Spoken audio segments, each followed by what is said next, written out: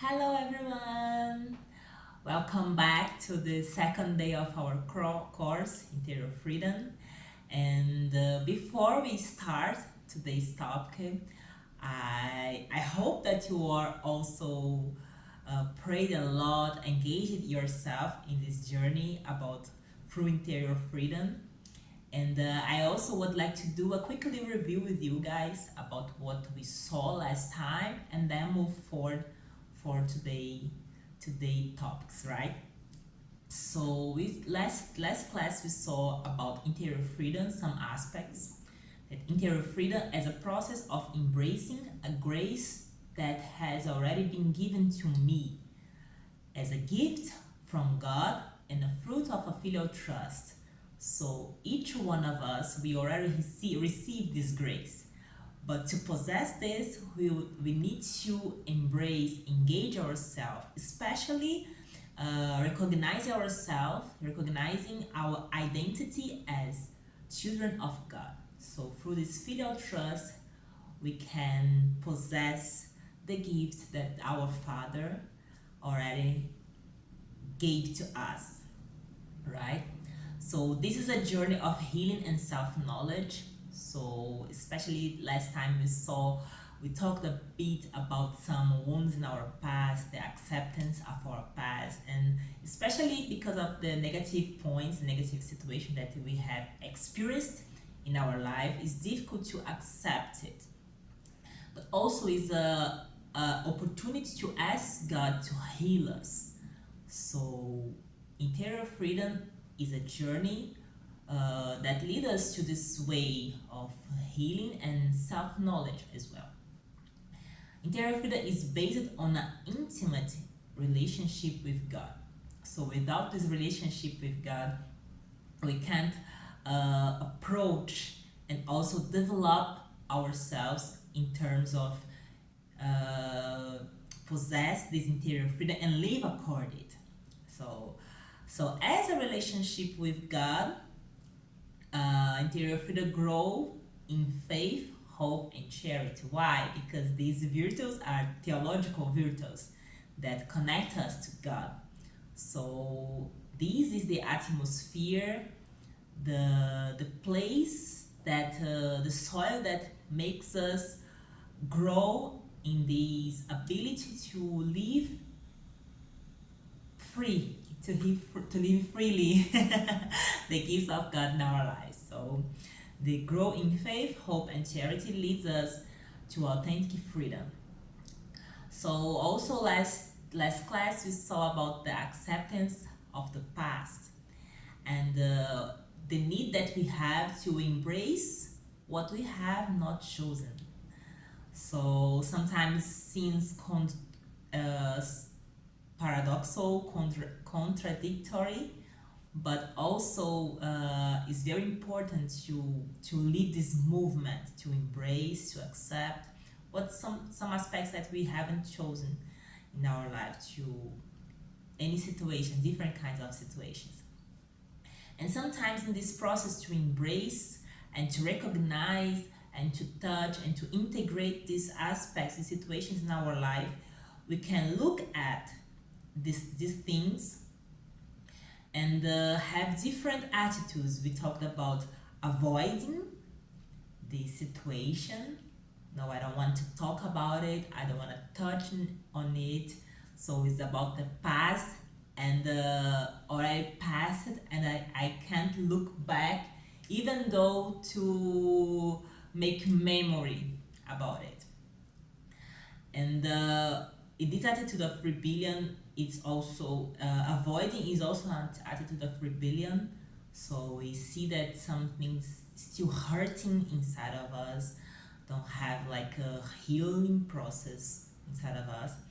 And also another attitude, also not exactly the right way to look at the past situations, is a resignation to ignore some, yeah, no, it's not ignore, it's like oh, happened and I couldn't do anything, and I couldn't do anything at that time, and I couldn't do, and I can't do anything right now.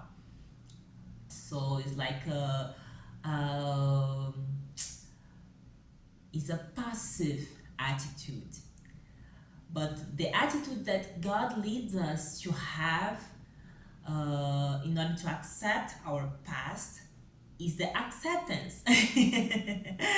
Because when we accept what happened, we also uh, go in a movement contrary to this avoiding and resignation, because acceptance opens us to hope. So I accept, even though it still hurts, uh, even though it's something bad, but I accept because I know that God will turn everything to good for those who love Him. So this is the way, the movement that we need to have inside of our hearts. Last time I don't share with you some situation that I have, that I experienced in my past, because when I was a teenager, my father passed away in a very tragic situation, and many times me and my family, we need to go to the police to make some appointments and something like this in order for the process. But and it never happens, nothing changed. And when I already joined the community at that time, that not at that time as teenager, sorry, but before, later on, when I joined the community, I also received a letter from the place, the police station, and the legacy. They want to inquire me to talk about this. And before I go there, I prayed and I asked the Lord, what should I do in this situation? Because Pastor Love, I was 13 years old when everything happened. And at that time I was, I think, 20, 27, 28. And then so they still seem trying to find some answers. And the Lord told me at that time when I was praying, that He will take care of everything. What I need to do is forgive those who were involved in this tragic accident. And then I said, okay. And then I went to the legacy and talked with the police, and I said, please don't ask me and my family to come back again, because we already forgive these people, the situation, those who were involved. Because we live, at that time when everything happened, we lived a very troubled relation. We feared a lot every situation. We don't want to go outside. But after that, we start to have moments of peace, and then the Lord changed our hearts. The hate and everything that stuffed us, that we struggled, passed away. So was buried. And then I said to them, I now I'm a missionary, and during this time I'm living here in Brazil, but if in some moments the community send me to another place, I can't go back to answer, try to answer some questions. I already answered what I know. So they were very surprised, and we said, and my mother was with me as well, and we said, yes, we don't want to talk about it anymore, give any interview anymore, because we forgive those who were involved. And now we want to live our life in a new way. We have a new journey, we have new decisions, we restarted after that. So yes, so this is still hurting, yes, of course, but what can I do is surrender everything to God. So this is what we can do.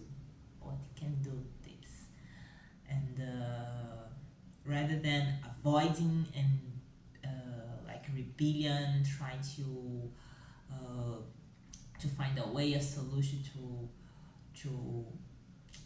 to make justice, because it's, of course, it's something that should we should do it as well. But if something it's over our conditions, so we just surrender. And yes, just a few minutes, right?